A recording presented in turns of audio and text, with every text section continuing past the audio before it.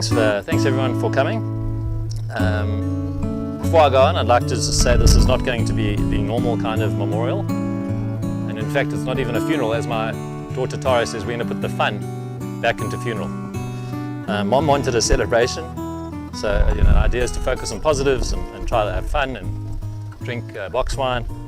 And she's got a lot of box wine. She obviously thought she was going to live for a very long time because we have an enormous stockpile of box wine. Before I go on, I'd just like to say my wife has something to say. Sabella, say it. My cousin, yes, now. So there's a new baby coming, it's not ours.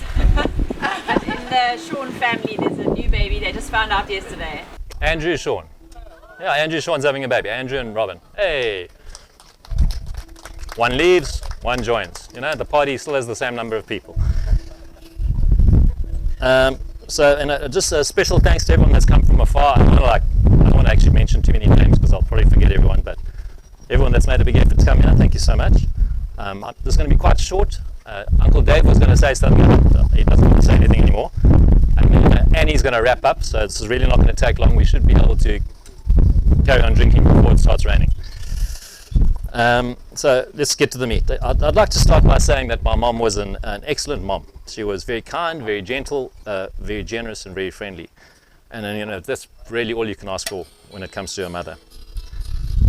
My mom she loved life, she loved me, she loved Sabella, she loved Juliet, she loved Tara, she loved Sarah, she loved Matt, she even loved Nick, and he's disabled. So he's like a dwarf. To love a dwarf child is amazing. But maybe she loved Nick because she knew he would eventually find Callan. Callan spent many weekends in Bochums last year, keeping my mom company. Callan, thank you for caring for our mom last year, and mostly thanks for taking Nick off our hands. Sabella can now leave the hygiene and discipline up to you. Mom loved Annie. Mom loved, and she loved Tanya, like daughters. So the two daughters she never had were Tanya and Annie. Tanya obviously because she knew you for a very long time, and Annie more recently because you moved from America. I don't know where Annie is. Moved from America and then proceeded to take charge of a very difficult situation. For the last couple of years it's been quite difficult here. And Annie, thank you from all of us, from the bottom of our hearts.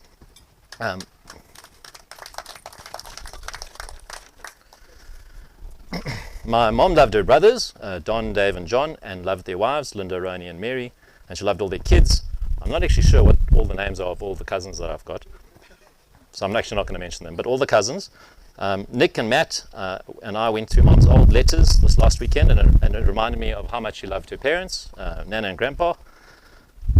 She loved her wine, she loved her cigarettes, and she loved swearing. She loved her friends, even the ones that don't stop talking. I'm not looking at you, Sally. And she loved our dogs, even after Nick made our dog Joe try to eat Matt, because Matt was trying to kill Nick with a baseball bat.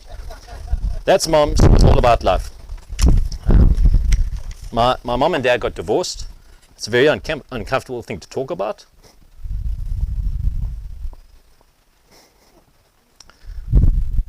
And my mom wouldn't have shied from uncomfortable situations and conversations. I'm just going to try to be a little bit diplomatic. Up until the divorce, we were a very normal middle-class family. We were very polite and well-mannered. We only swore at each other, not at other people. And we hung out at Christmas, and that's why my wife married me. She thought this was very normal. And then the divorce happened, and things changed. And a lot of people ask why my mom and dad got divorced. There were lots of reasons, but the time passes, and the more time passes, the less it matters. All I know that it was a tragedy because they loved each other very much, and I know that because Mom kept all their letters. And I read them this last weekend. And I also know that they tried their best to make things work. They spoke to each other, they wrote to each other, but in the end they decided the best thing to do was part ways. Matt, Nick and I have chatted endlessly, and although we wish they could have stayed together, we've concluded that the best thing for them both was to go their own way. We're very proud they had the courage to part ways. Mom had to make endless sacrifices for our family, and that's what a mom's life is. An endless list of things they do for people they don't know what they're doing. Sacrifices, always putting your husband first, always your kids first, always your parents first, always somebody else first, but never yourself first. That's just how the world is.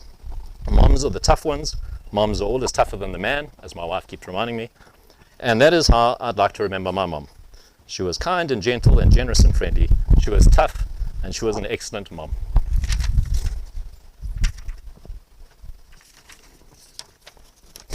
I'd like to close with a little prayer, and then I'm going to hand over to Annie.